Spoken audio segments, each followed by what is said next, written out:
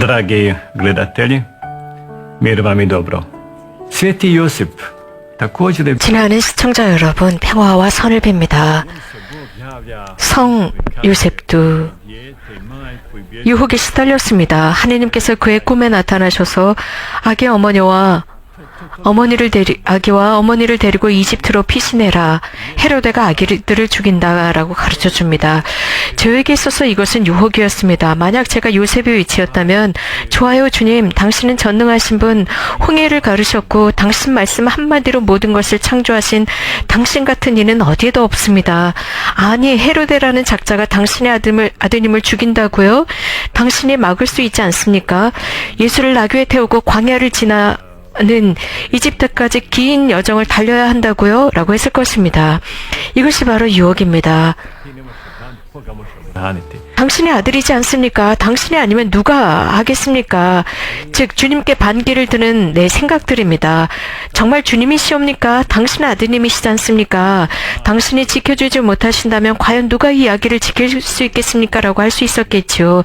하지만 요셉은 말이 없었고 반기를 들지도 않았으며 도대체 어디로 어떻게 가라고요? 라고 하지도 않고 아기와 어머니를 데리고 하느님의 말씀에 따라 이집트로 갑니다. 요셉이 아무 말이 없었던 이유는 하느님의 말씀을 경청하고 있었기 때문이며 그 말씀을 식별할 줄 알았고 끝까지 순종했습니다.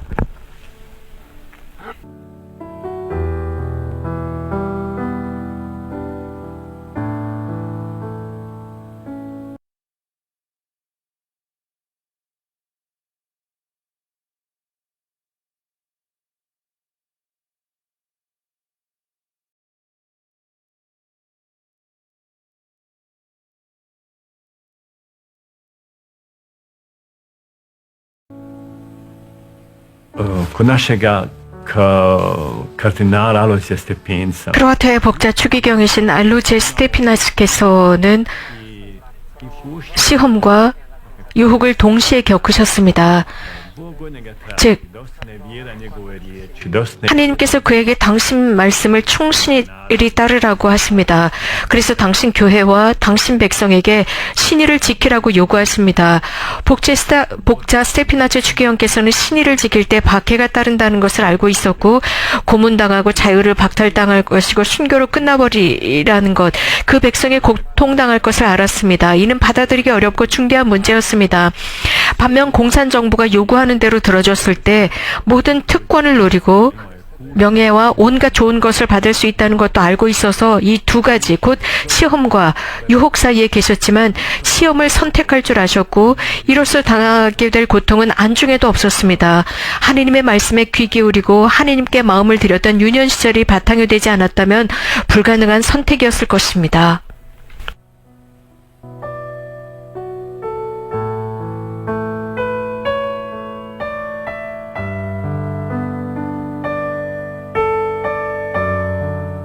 jedna majka, roditelji, 한 어머니가 혹은 부모가 아이를 잉태하고 초음파 사진으로 태아가 온전치 못한 다운 증후군임을 발견한 뒤 전문의의 도움을 받습니다.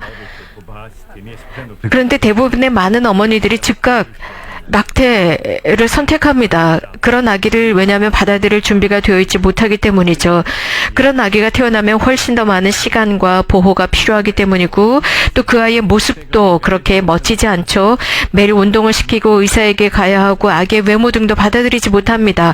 이것이 바로 유혹입니다. 이런 아기가 태어나면 나만의 시간이 없고 취미생활이나 관광은 물 건너간다는 생각, 많은 도전이 있다는, 결국 유혹입니다. 의사는 태아가 장애를 가졌으니까 유산하는 것이 좋겠다고 말합니다. 여기에서부터 임산부는 시험과 유혹 사이에 있게 됩니다. 태아가 다운 증후군을 지녔다는 소식을 모든 가족이 알게 되면 그 아기를 어떻게 키우지? 내가 능력이 될까? 등을 고심하게 됩니다. 이것은 큰 시험이지만 이런 경우를 당한 많은 가정, 이런 아이가 태어난, 즉 제가 아는 많은 가정은 그 아기와 함께 축복을 받았습니다.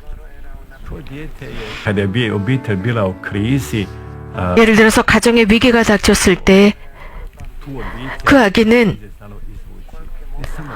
위기로부터 그 가정을 끌어내줄 줄 아는 아기입니다. 부모만이 아니라 형제 자매들도 그 아기를 통해 축복을 받습니다. 왜냐하면 시험을 기꺼이 받아들였기 때문입니다. 시험이 처음은 유혹 같았지만 그 시험이 축복으로 바뀌었기 때문입니다. 주님께서는 우리에게 열정을 주셨고 그 열정으로 말씀을 선포하게 하셨습니다. 사랑의 열정, 남편과 아내를 향한 열정 등입니다. 그 열정은 자칫 유혹으로 바뀌어서 죽음의 벼랑에 매달리게도 합니다.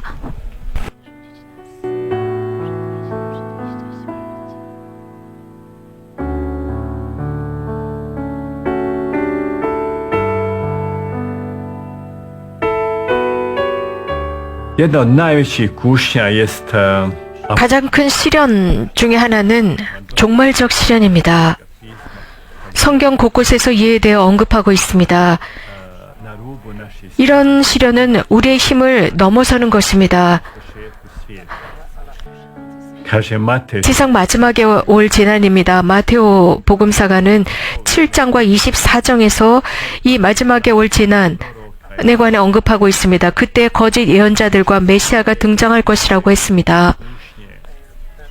pa kaže knjiga Otkrivenja u trećem 또 묵시록 3장 10절은 내가 인내하라는 나의 말을 지녔으니 땅에 주민들을 시험하려고 온 세계의 시련이 닥쳐올 때도 나도 너를 지켜주겠다.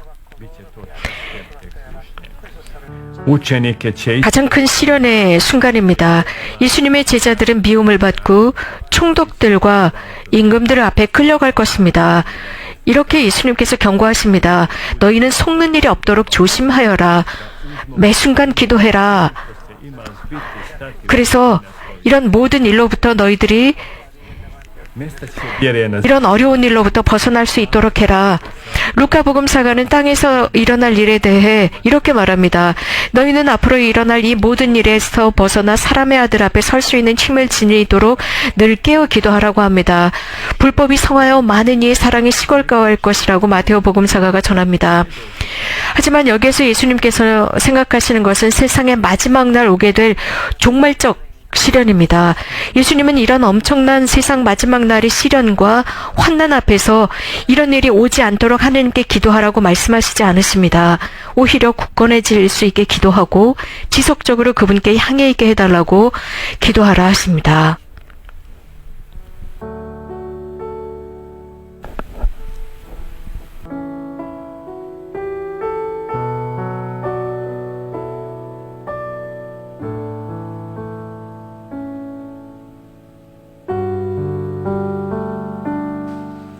velika kušnja je također do dolasku kraja. 하나님의 나라가 오시는 것도 거대한 시험입니다. 하나님의 나라는 예수님과 함께 시작되었고 현재 실제하고 무엇보다도 실패와 실패를 거듭하고 절망하고 또 질병에 시달리고 손실 등을 입을 때 비로소 하나님의 나라의 힘을 깨닫게 됩니다. 비가시적이고 감지되지 않는 하나님의 나라의 징표들을 어떻게 인식할 수 있겠습니까? 예수님께서는 하나님의 나라를 찾을 때 이것들도 곁들여 받게 될 것이라고 하셨습니다. 나 자신이 삶에서 난관에 헤매고 있는데 과연 어떻게 하나님의 나라를 이해하고 볼 수 있겠습니까? 정말 큰 시험이 아닐 수 없습니다. 그러므로 죄에 대한 유혹은 큰 것이지만 이보다 더 심각한 것은 믿음과 사랑, 희망이 위험에 처할 때입니다. 거대한 문제들이 닥칠 때 마지막 순간의 포기, 다가오는 절망에 대한 유혹입니다. 예수님의 제자들이 겪어야 했던 가장 중대한 종말적 유혹, 심각한 불안은 예수님께서 순환당하실 때였고 돌아가실 때였으며 예수님께서 돌아가신 뒤 제자들의 순교였습니다. 이 순간 주님을 배반하지 않고 신의를 지켜 자유롭게 해달라, 신앙이 약해지지 않게 해달라 기도합니다. 하나님께서는 우리가 완전하게 그분의 소유가 되기를 바랐습니다. 그분의 사랑과 선하심이 우리와 함께함을 믿기 바랐습니다. 우리에게 달려드는 유혹에 넘어지지 않고 한구한 믿음으로 그분께 완전히 속해 있기를 바랐습니다.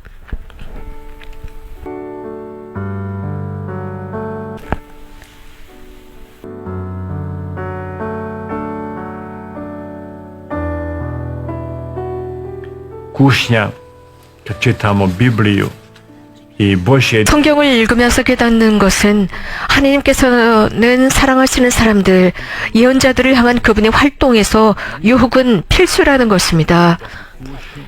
하나님께서 항상 우리를 인도하시고 시험도 하시지만 우리가 견디지 못하는 시련을 주지 않으신다는 사실입니다.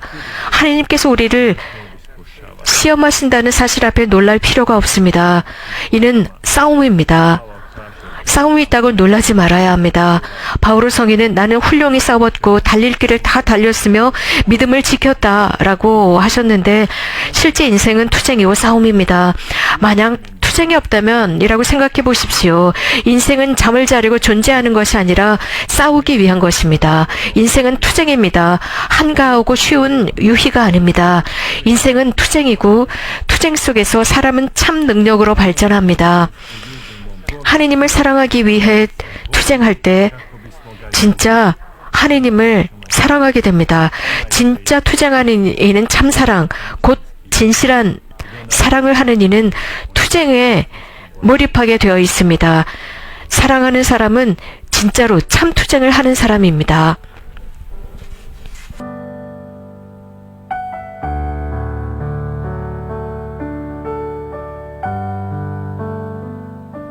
Nasuprot kušnji imamo napast. 유혹에 대항해서 시험이 있습니다. 이미 말씀드린 대로 유혹은 사탄으로부터 옵니다. 이러한 유혹은 어렵지 않습니다. 힘들거나 받아들이기 어려운 것도 아닙니다. 이미 제가 말씀을 드렸습니다. 항상 유혹은 무엇인가 매혹적이고 멋지고 황홀하기까지 하고 우리 마음에 만족감을 줍니다. 제가 말씀드린 대로 하와의 진짜 문제는 즉 유혹자 곧 사탄과 대화의 포문을 연 사실에 있습니다. 사탄이 하와에게 저 나무의 열매를 따먹어라고 했을 때 하와는 거부했습니다. 하나님께서 그 열매를 먹지 말라고 하셨기 때문에 그분의 명령에 순종한다라고 했습니다. 그분의 명령이다. 그런데 그 다음날 사탄은 또 다시 하와에게 속삭입니다. 하와는 또다시 싫다고 합니다. 그 다음날 사탄이 또 권합니다. 이런 대화가 얼마나 오랫동안 지속되었는지 성경은 함구하고 있습니다. 하지만 오래 지속되었다고 저는 생각합니다. 사탄은 날마다 아무렇지도 않은 듯이 저걸 좀 봐. 먹음직하지 않아? 하느님처럼 될 수 있어. 에덴 동산에서 넌 참 예뻐. 그런데 말이야 저걸 먹으면 더 예뻐질 수 있단 말이야. 하와는 며칠이 지나고 몇 주 혹은 몇 달이 지난 뒤 작정을 하고 그걸 땁니다. 왜 하필 그 열매였을까요? 사탄과 그에 대해 말을 나누었기 때문입니다. 여러분, 우리를 유혹하는 유혹과 대화를 단절하고 오로지 항상 예수님, 그분께만 향합시다. 그분 안에 있을 때만 우리는 이길 능력이 생깁니다.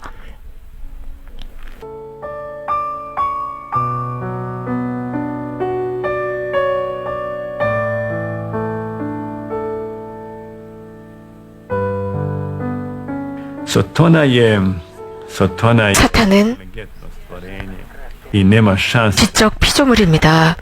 그에게 대적할 방법이 없습니다. 예수님께서 루카복음에서 악과 유혹에 머물지 말고 나에게 돌아와라. 내가 이겼다라고 말씀하십니다. 이것은 예수님과 베드로와의 대화에서 드러납니다.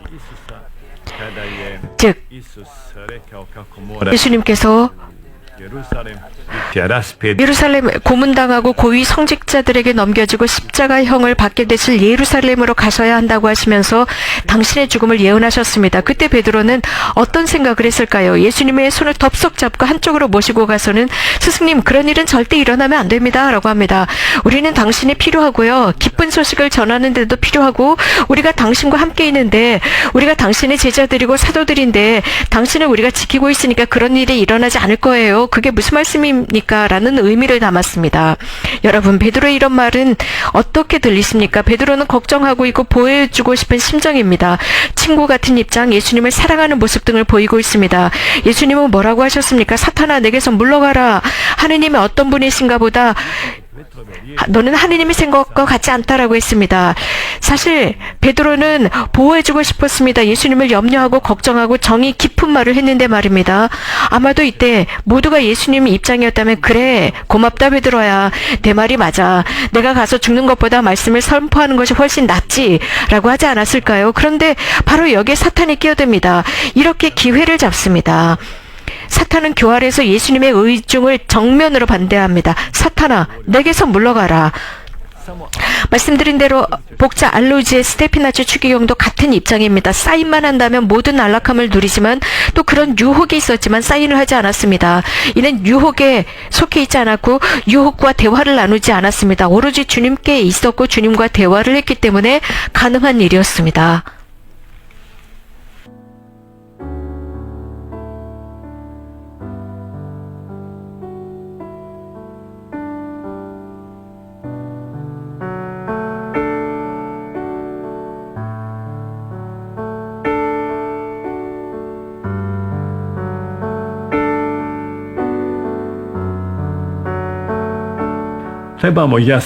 여러분, 우리가 분명히 알아야 하는 게 있습니다. 사탄, 악마는 뿔을 달고 꼬리가 있어서 사람들을 놀라게 하는 어리석은 피조물이 아니라는 것을 분명히 알고 있어야 합니다.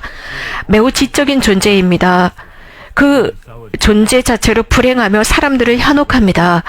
그는 뿔도 없고 꼬리도 없는 타락한 천사인 루치펠, 즉 빛의 전달자, 미혹하는 천사입니다. 우리에게 다가왔을 때 절대로 무서움을 유발시키지 않습니다. 오히려 사탄적인 빛을 보여주고 우리에게는 금지되어 있는 자신의 열매를 보여줄 것입니다. 그 열매를 맛보게 되면 우리가 죽고 있다는 것을 알게 됩니다. 루카복음에서 사탄이 너희들을 체질하겠다고 나섰다고 예수님께서 말씀하셨습니다. 그 뜻은 하느님께 그렇게 해달라고 요청했고 허락을 받았다는 의미입니다. 베드로 서간에서 악마는 으르렁거리는 사자처럼 누구를 삼킬까 하고 찾아 돌아다닌다고 했습니다.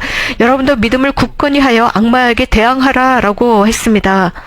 매우 교활하고 간교한 방법으로 지속적으로 존재하며 현혹하고 미혹시킵니다. 그런 이야기가 있습니다. 성 에프라임에 관한 일화입니다. 에프라임 성인께서 광야의 한 동굴로 들어가서 온전히 하느님께 자신을 바치며 기도하고 단식하며 사는 한 친구를 만나러 가기로 결심합니다.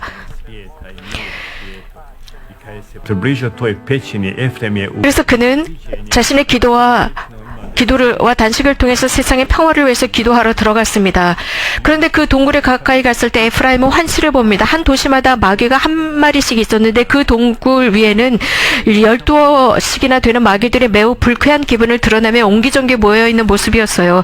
성인께서 여기 착하고 신심 깊은 사람에게 무슨 짓을 하느냐고 꾸짖으시자 단순하게 이런 말을 했답니다. 도시에서는 마귀가 원하는 대로 사람들이 서로 싸우고 죽이고 부정부패를 저지르고 있어서 마귀가 한 마리면 충분하고 할 일이 없다는 것입니다. 도시의 마귀는 잠만 자면 그만인데 여기 이 동굴에 있는 저자는 10명은 우리가 싸우지만 10명의 힘으로도 어쩌지 못하고 있다라고 했습니다.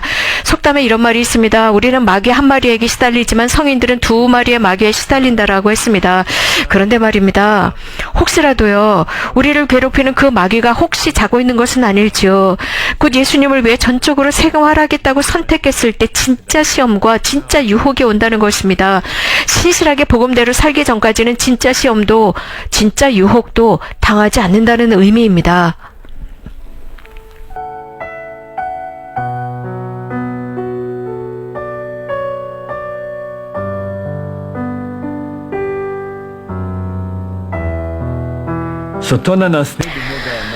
하나님께서 허락하지 않으시면 사탄은 우리를 유혹하지 못합니다. 사탄이 하나님께 우리를 유혹하게 해달라고 청했을 때 왜 하나님께서 허락하셨을까요? 성 치브리아노께서는 근사한 답을 하셨습니다. 죄가 있다면 이를 벌하기 위해서이고 우리가 의롭다면 우리를 높이시기 위해서다라고 했습니다. 바오로 사도는 분명히 말합니다. 하나님은 성실하십니다. 그분께서는 여러분에게 능력 이상으로 시련을 겪게 하지 않으십니다. 시련과 함께 그것을 벗어날 길도 마련해 주신다라고 했습니다. Dakle, napast dolazio sa tone 그러므로 유혹은 사탄에게 오지만 하나님께서 허락하십니다. 하나님께서 허락하지 않으시면 사탄은 우리를 유혹하지 못합니다. 성 아우스틴께서는 vi ćete se ostaviti 세리성사로 인하여 죄를 버리게 되지만 욕망을 버리지 못한다. 새롭게 태어난 뒤 이를 대항해 싸워야만 한다.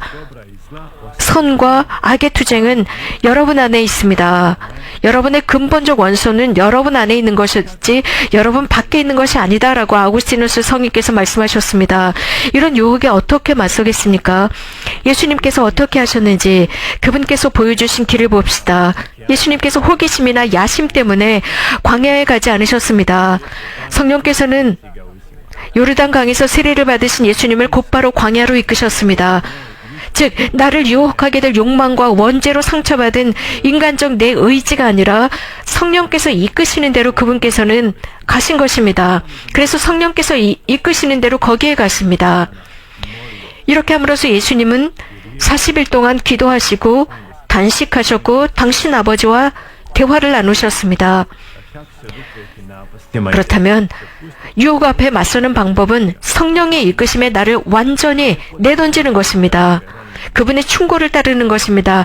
내 상처받은 본성에서 울리는 조언들을 듣는 것이 아니라 성령의 조언을 듣고 기도하고 단식하면 유혹에 맞서는 필요한 힘을 얻게 됩니다. 유혹이나 시험에서 해방해 주십사 예수님께 기도하는 것이 아니라 우리가 시련 중에 있을 때 함께 머물러 주십사 기도합시다. 우리가 시련을 당하게 될 때 우리는 더욱 강해질 것이기 때문에 하나님께서 우리에게 시련을 주십니다. 저는 시편 16편 말씀으로 오늘 나눔을 마치겠습니다. 당신께서 제 오른쪽에 계시니 저는 흔들리지 않으리이다. 그러기에 제 마음 기뻐하고 제 영혼이 뛰놀며 제 육신마저 편안히 쉬리이다.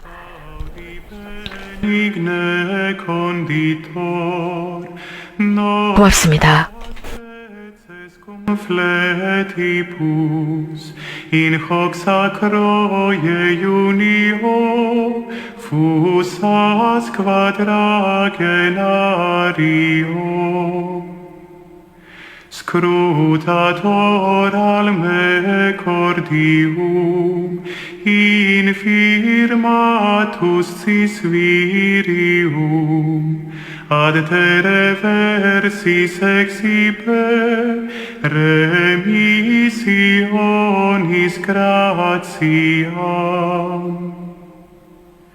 multum quidem peccavimus sed parce confidentibus ad nominis laudem tui conferme delam languidis concede nostrum conteri corpus per abstinentiam culput relinquant pabulum iuna corda criminum presta beata trinitas concede simplex unitas ut fructuosa sint tuis ieius